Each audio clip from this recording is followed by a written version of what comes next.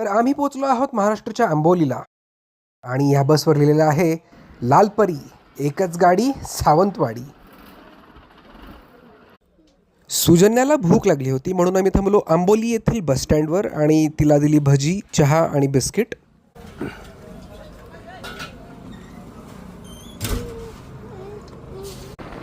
आणि सुवर्णाच्या गावी जायच्या अगोदर आम्ही पोचलो कलंबिश्तला. कलंबिश्त हे सुवर्णाच्या शिरसिंगी गावाला जायच्या अगोदर लागतं. तर फायनली सावंतवाडी येथील शिरसिंगी गावाला आपण पोचलेलो आहोत आणि खूप मस्त वाटतं. हिरवंगार असं सगळं वातावरण आहे, थंड. दरवर्षीप्रमाणे ह्यावर्षीही शिरसिंगी गावामध्ये सप्ताह आहे. त्यावेळेला हरिनाम सप्ताह इथं मोठ्या प्रमाणाने जल्लोषाने साजरा केला जातो. तर ह्या निमित्ताने सुवर्णा आपल्या घरी पोचलेली आहे सुजन्यासोबत.